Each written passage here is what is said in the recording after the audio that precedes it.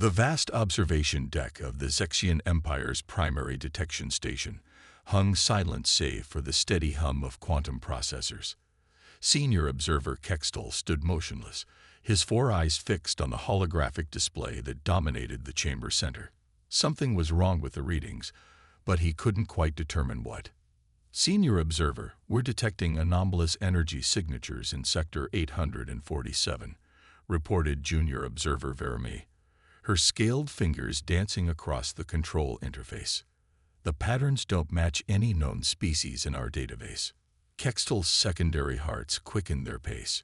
In 3 centuries of monitoring the Empire's borders, he'd never encountered unknown energy signatures. The Zexian Empire had cataloged every spacefaring race within 50,000 light-years. They were the undisputed masters of this galactic arm, their technological superiority unchallenged for millennia. "Display the anomaly," he ordered, his voice carrying the characteristic click whistle of the Zexian elite. The hologram shifted, revealing a sprawling network of energy signatures moving in perfect formation. Each point pulsed with a strange rhythm, unlike anything in the Empire's vast records. Most peculiar was their organization, not the chaos of a natural phenomenon, but not the rigid patterns of known civilizations either. "Analysis suggests artificial origin," Vermeer continued, her scales shifting to a worried shade of blue. "But the scale, it's unprecedented. We're tracking over 10,000 distinct signatures." Kextel's dermal plate stiffened. "Impossible. No species could assemble such a fleet without our knowledge. Check for sensor malfunctions." "Already done, Senior Observer. All systems are functioning correctly." "And?" Vermeer hesitated, her scales now almost white with anxiety. "We've identified their origin point. They're coming from the human territories." A dismissive laugh escaped Kextel's primary breathing vent. Humans. Those primitive beings who'd barely mastered faster-than-light travel.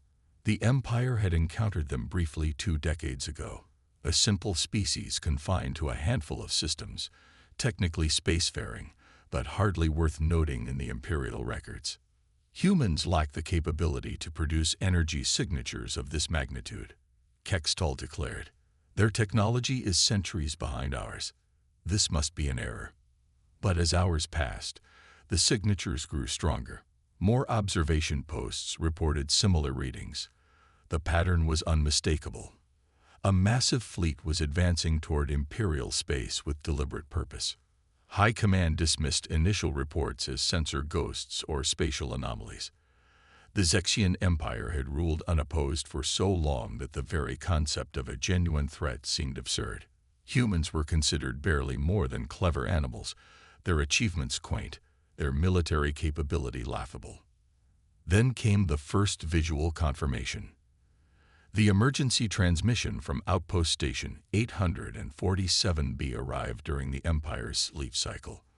The station's commander, usually the model of Zexian composure, appeared agitated, his scales flickering between colors rapidly. "High Command, we have direct visual contact with the approaching fleet," he reported, his voice trembling. They're unlike anything we've ever encountered. Our sensors barely register them. The ships absorb almost all scanning frequencies. They're just shadows against the stars. The transmission included grainy footage of the human vessels. They defied conventional design philosophy, their hulls seemingly drinking in light itself. No energy emissions, no visible propulsion systems, yet they moved with impossible precision. The footage showed hundreds of ships passing the outpost, each larger than the last, their formation maintained with mathematical perfection. "They're not responding to standard communication protocols," the commander continued. "We've tried all known frequencies, all possible encoding methods. They advance in silence. It's unsettling." Kextel watched the transmission replay, his certainty crumbling. The humans they'd encountered years ago had operated noisy, inefficient vessels that blazed across Imperial sensors like beacons. These ships were something else entirely. Had they been hiding their true capabilities? Had the Empire's dismissal of humanity been a catastrophic mistake? Before High Command could formulate a response, more reports flooded in. The human fleet had already passed through 3 more sectors, their advance methodical and unstoppable. Imperial patrol ships sent to intercept them simply disappeared, their final transmissions describing an enemy that seemed to anticipate their every move. As Kextol compiled his report for the Imperial Council, he felt something he'd never experienced in his centuries of service: fear, not of the ships themselves, but of what they represented. The humans hadn't just caught up to Zexian technology. They'd surpassed it in ways that seemed impossible. The Empire had grown complacent in its dominance, dismissing younger races as inconsequential. Now those same primitive humans were advancing through Imperial space like ghosts, their intentions unknown, their capabilities beyond comprehension. As the last light cycle of that fateful day faded, Kextol made a final entry in his personal log. "We thought ourselves the pinnacle of evolution, the rightful rulers of the galaxy. We were wrong. Humanity has been watching, learning, and preparing. And now, they've come to show us just how wrong we were." The Imperial Council chamber, normally a model of Zexian order, had descended into chaos. Counselors argued across the crystalline table, their scales flickering through a rainbow of agitated colors. Supreme Counselor Zexnor watched the display with mounting displeasure, his own scales maintaining their ceremonial gold despite his inner turmoil.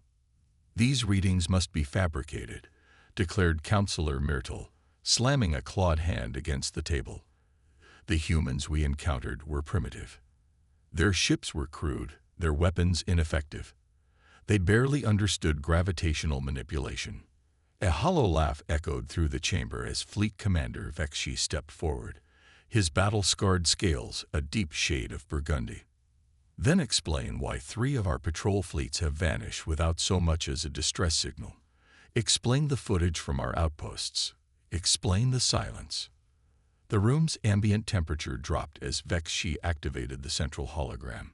The image showed the human fleet's advance through Imperial space, a massive formation of dark ships moving with unnatural precision. Where Imperial sensors should have detected engine emissions, power signatures, or communication signals, there was nothing but void. "They're using some form of advanced stealth technology," Vexi continued. "Our standard detection systems can barely track them. When we do get readings, they're unlike anything in our database. These ships aren't just hiding from our sensors. They're absorbing our scanning beams, using our own technology against us." Another counselor rose, her scales shifting to the green of skepticism. "Impossible. Our technological superiority is absolute. We've ruled this sector for 10,000 cycles. No species could advance so quickly, especially not humans." "And yet," Vexi replied softly, "they advance through our territory, as if our defenses don't exist. The patrol fleet in Sector 849 was our most advanced. 300 ships, state-of-the-art weapons, crews trained from birth. They engaged the human fleet yesterday." He paused, his scales darkening. "The battle lasted 6 minutes. We lost all contact." The council chamber erupted again, but Supreme Counselor Zexnor raised a hand for silence. "Show us," he commanded. The hologram shifted, displaying the final moments of the patrol fleet's encounter. The footage was fragmented, distorted by interference, but what it showed silenced every voice in the chamber. The human ships moved like predators, their formations fluid yet precise. They seemed to anticipate every Zexian maneuver, countering tactics that had been military secrets for centuries. Most disturbing was their method of attack. Instead of conventional energy weapons or projectiles, the human ships employed something that seemed to bend space itself. Zexian vessels simply ceased to exist, their matter scattered across dimensional boundaries. No explosions, no debris fields, just clean, efficient erasure. "They're toying with us," Vexi declared, his voice heavy with realization. "These aren't their most advanced ships. This isn't their full capability. They're showing us just enough to make their point." A younger counselor, scales pale with fear, spoke up. What point would that be? That they could have destroyed us at any time, Zexnor answered, finally breaking his silence. That while we dismissed them as primitive, they were studying us, learning our weaknesses, preparing. The hologram updated with the latest tracking data.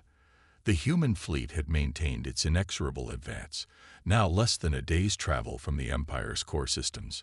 Still, they transmitted no demands, responded to no communications. Their silence spoke volumes. We thought ourselves invincible. Vex, she continued, masters of all we surveyed. We encountered humanity 2 decades ago and saw what we wanted to see. A young, technologically inferior species. We never asked why they seemed so unconcerned by our superior firepower. We never wondered why they freely showed us their primitive technology. Because they were hiding their true capabilities, Zexnor finished. Everything they showed us was a carefully constructed deception, and we, in our arrogance, fell for it completely. The council chamber grew quiet as the implications sank in. The Zexian Empire, undefeated for millennia, had catastrophically underestimated their opponent. Now that same opponent advanced toward their heart, wielding technology that made their greatest achievements seem primitive in comparison. As the council debated emergency measures, a final transmission arrived from the Empire's furthest outpost. The message was short, but its impact devastating. They're not here to conquer. They're here to end us. And there's nothing we can do to stop them. Supreme Counselor Zexnor stood at the chamber's viewing window, watching distant stars vanish as the human fleet drew closer. For the first time in the Empire's history, its leaders faced not just defeat, but extinction. And in the silence of their approach, humanity's message was clear. The age of Zexian dominance was over. The command bridge of the Imperial flagship, Eternal Dominion, hummed with nervous energy as Fleet Admiral Caxville studied the tactical display. Before him, the Empire's combined defensive fleet, over 5,000 warships representing the pinnacle of Zexian military might, waited in formation. It was the largest assemblage of Imperial power in recorded history. It wasn't enough. Multiple spatial distortions detected, announced the sensor officer, her scales shifting rapidly between shades of fear. The human fleet is arriving. The void seemed to ripple as the first human ships emerge. Unlike their initial advance through Imperial space, they now made no attempt to hide. Their vessels materialized in precise formations, each one a masterpiece of engineering that defied conventional physics. The ships were massive, their hulls adorned with patterns that seemed to shift and flow like liquid darkness. They're everywhere, whispered the tactical officer. The displays showed human ships appearing simultaneously across a front spanning thousands of kilometers. This isn't possible. No fleet can coordinate such precise, synchronized jumps across this distance. But the humans had done exactly that. Their entire fleet arrived as one cohesive unit, instantly establishing a battle formation that nullified every Zexian tactical advantage. The Empire's carefully planned defensive screens suddenly seemed primitive and obvious. Admiral Caxville keyed the fleet-wide communications channel. All ships maintain formation. Remember your training. We are the Imperial fleet, defenders off. His speech was cut short as the human fleet launched its first attack. There was no warning, no buildup of energy signatures, no traditional weapons fire. Instead, space itself seemed to fold around the targeted Zexian ships. When reality reasserted itself, the vessels were simply gone, their atomic structure cleanly disassembled at a quantum level. By the first egg, breathed Caxville. What kind of weapons are these? The Empire's fleet responded with everything in their arsenal. Plasma torpedoes, graviton beams, and dimensional shredders. Weapons that had dominated the galaxy for millennia, streaked toward the human ships. But their targets moved with impossible grace, every evasive maneuver perfectly calculated. Those few hits that landed seemed to be absorbed by the dark hulls, the energy dissipating harmlessly. Admiral, the tactical officer's scales had gone completely white. They're not just evading our attacks, They're using our weapon signatures to target their responses. Every shot we fire gives them more tactical data. Caxvol watched in horror as the human fleet began to move. Their formation shifted like a living thing, adapting and flowing around the Zexian defenses. Ships moved in perfect synchronization, covering each other's advances, creating geometric patterns that seemed to warp the fabric of space itself. The Empire's proud fleet, the culmination of 10,000 years of military evolution, began to crumble. Traditional battle tactics proved worse than useless. The humans had clearly studied and prepared counters for every standard Zexian maneuver. When the Imperial ships tried to improvise, the human fleet adapted instantly, as if guided by some vast intelligence that could process and respond to new situations in microseconds. Multiple breaches in defensive lines, Alpha through Epsilon, reported the tactical officer. They're not just breaking through, they're systematically dismantling our formation. Every counterattack we launch is predicted and neutralized before it can develop. Caxvol watched as another wave of Imperial ships vanished, erased by weapons that operated on principles his scientists couldn't begin to comprehend. The humans weren't just fighting a battle. They were conducting a demonstration of technological superiority, so absolute it bordered on the divine. "Admiral," the communications officer's voice cracked. "We're receiving a transmission from them." The bridge fell silent as a human voice filled the command deck. It spoke in perfect Zexian, its tone calm and almost gentle. "Your Empire's military doctrine is based on the assumption of technological superiority. That assumption is no longer valid. Stand down your forces, and we will ensure your species' survival. Continue to resist, and we will be forced to demonstrate our full capabilities." Caxvol's scales shifted to the deep blue of despair as he realized the truth. This wasn't a battle. It was an execution. The humans had spent decades preparing for this moment, developing technologies and strategies specifically designed to counter every aspect of Zexian military power. As if to emphasize this point, a final wave of human ships emerged from fold space. These vessels dwarfed even their massive companions, their designs so advanced they barely registered as artificial constructs on Zexian sensors. The message was clear. What they had shown so far was merely a fraction of their true power. The proud admiral of the Imperial fleet, descendant of 1,000 generations of warriors, did something no Zexian commander had done in 10 millennia. He surrendered. The Imperial Palace on Zex Prime, a structure that had stood as a symbol of uncontested power for millennia, now seemed to shrink beneath the shadow of the human vessels hovering above. Supreme Counselor Zexnor stood in the Grand Chamber, watching through crystalline windows as more ships emerged from fold space, their dark hulls absorbing the light of the system's twin suns. The silence was deafening. No alarms, no weapons fire, no chaos of battle, just the quiet hum of environmental systems and the shallow breathing of terrified counselors. The mighty Zexian defense fleet, pride of the Empire, had been neutralized in less than an hour. Admiral Caxvol's surrender had triggered a cascade of capitulations across Imperial space. "They're requesting our presence," announced Chief Diplomat Vexera, her scales shifting through patterns of anxiety. "Not just the Council. They want representatives from every major Imperial institution. Military, science, commerce, everything." Zexnor's outer membrane rippled with suppressed emotion. In all our history, no foreign power has ever dictated terms to the Empire. And now we have no choice, Vexera finished quietly. Their ships have positioned themselves above every major population center in Imperial space. Our remaining military assets are neutralized, our communications networks compromised. They could end our civilization with a thought. The human delegation arrived with characteristic precision. No grand entrance, no display of force, just a simple materialization in the center of the Grand Chamber. Their representatives were tall, bipedal figures enclosed in sleek suits that seemed to bend light around them.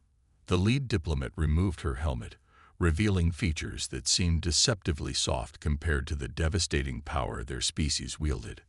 "Greetings, Supreme Counselor," she said in flawless high Zexian. "I am Ambassador Chen, representing the United Earth Government. We have much to discuss." Zexnor felt his scales involuntarily shift to the deep blue of resignation. "You have defeated us utterly. What is there to discuss?" Ambassador Chen's expression remained neutral, but her eyes held something that might have been pity. "You misunderstand our purpose. If we wanted to destroy the Zexian Empire, we would have done so 20 years ago, when we first encountered your expansion fleets." A murmur ran through the assembled counselors. Chen continued, her voice carrying easily through the vast chamber. "Instead, we studied you.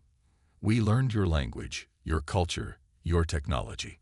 We wanted to understand why a species capable of such magnificent achievements chose to rule through fear and suppression." She gestured, and a holographic display materialized between them, showing countless worlds and species that had suffered under Zexian dominion.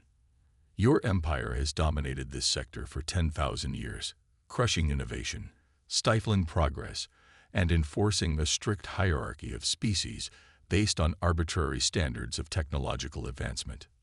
We maintained order," one counselor protested weakly. "We brought stability to chaos." "You brought stagnation," Chen corrected. "You declared yourselves the pinnacle of evolution and forced every other species to accept their inferior status. Humanity could not allow this to continue." The display shifted, showing the true extent of human space, a federation of worlds and species that dwarfed the Zexian Empire. Their technological advancement wasn't just military. It spanned every field of science, culture, and social development. "Today marks the end of imperial dominance," Chen declared, "but not, necessarily, the end of the Zexian people. We offer you a choice. Join us in building something better, or fade into extinction, clinging to your outdated beliefs in racial superiority." The council chamber erupted in confused discussion, scales flickering through colors of fear, anger, and uncertainty. But Zexnor, watching the calm confidence of the human delegation, understood the truth. Their victory wasn't just military, it was philosophical. They had proven, beyond any doubt, that the Empire's fundamental beliefs about technological and cultural superiority were wrong. As the discussions continued into the night cycle, the reality of humanity's triumph became clear. They hadn't just defeated the Zexian military. They had shattered the very foundation of imperial ideology. The humans had hidden their true capabilities not out of fear, but to give the Empire a chance to recognize its own failings. The age of Zexian supremacy was over, and in its place, humanity offered something the Empire had never considered: the opportunity to evolve beyond their own prejudices and join a galactic community as equals rather than conquerors. 1 year after humanity's demonstration of power, the former imperial capital of Zex Prime had transformed. Where once stood monuments to Zexian superiority, new structures reached toward the stars. Collaborative research centers, cultural exchange hubs, and diplomatic forums where dozens of species worked together as equals. Former Supreme Counselor Zexnor, now serving as the Zexian representative to the Galactic Cooperative, stood in his new office overlooking the capital's central plaza. Below, Zexian children played alongside the offspring of species that had once been considered inferior. Their scales shifted through patterns of joy and curiosity, unburdened by the weight of imperial doctrine. "Remarkable, isn't it?" Ambassador Chen appeared beside him, her presence announced by a subtle shimmer in the air, a courtesy notification from her personal stealth field. How quickly things can change when people are given the chance to grow beyond their prejudices. Zexnor's scales rippled in acknowledgement. "I still remember the day your fleet appeared. We thought it was the end of everything we knew." He turned to face her. "In a way, it was." "The end of empire," Chen agreed, "but the beginning of something far more valuable." The holographic displays around them showed the progress of the past year. Former imperial worlds flourished under new leadership, their native species finally free to develop their own cultures and technologies. The Zexian military, once the galaxy's most feared force, had been reorganized into a peacekeeping fleet, working alongside human ships to protect trade routes and assist developing civilizations. The most surprising thing, Zexnor mused, is how much we've advanced in just 1 year. Access to the human scientific database alone has revolutionized our understanding of quantum mechanics. Our scientists are making discoveries that would have been impossible under the old system. Chen smiled. Because they're finally free to question old assumptions, to collaborate with other species, to learn from different perspectives. The Empire's greatest weakness was its certainty that it had nothing left to learn. A notification chimed softly, and a new hologram appeared. A live feed from the first Galactic Cooperative Summit. Representatives from hundreds of species, many of them former subjects of the Zexian Empire, gathered to discuss the future of their shared space. The human delegation sat not at the head of the assembly, but as equals among peers. "You could have ruled everything," Zexnor said quietly. "Your technology, your military power, you could have replaced our empire with your own. Why didn't you?" "Because that would have perpetuated the cycle of dominance and submission," Chen replied. "Humanity learned its own hard lessons about empire and conquest. We decided long ago that true progress comes not from ruling others, but from helping them achieve their full potential." The feed showed a Zexian scientist presenting new findings on interdimensional physics, her research built on a foundation of shared knowledge from 12 different species. Around her, scholars from across the galaxy debated and refined her theories, each contributing unique insights from their own evolutionary perspective. "This is what we wanted to show you," Chen continued. "Not just our military capability, but what becomes possible when species work together instead of trying to dominate each other. The combined knowledge and creativity of 1,000 civilizations, all working toward common goals." As night fell over the capital, the city's new quantum illumination system activated, creating patterns of light that represented the interconnected nature of all sapient species. Zexnor watched as his people moved through the streets, their scales showing colors of contentment and purpose that had been rare in the days of empire. "We were wrong about so many things," he admitted. "We thought power came from forcing others to acknowledge our superiority. But real power comes from lifting others up," Chen finished. "From creating conditions where everyone can thrive and contribute. That's humanity's real achievement. Not our technology or our weapons, but our ability to imagine a better way." The final light of day faded, revealing the stars above, no longer symbols of imperial conquest, but beacons of possibility. Somewhere out there, other young civilizations were taking their first steps into space, dreaming of their place in the cosmos. And when they arrived, they would find not an empire waiting to subjugate them, but a cooperative of species ready to welcome them as equals. This was humanity's true victory, not the defeat of an empire, but the birth of a future where the combined potential of all species could finally be realized. Zexnor's scales shifted to a new color, one that had no name in the imperial lexicon, but which perfectly expressed hope for tomorrow.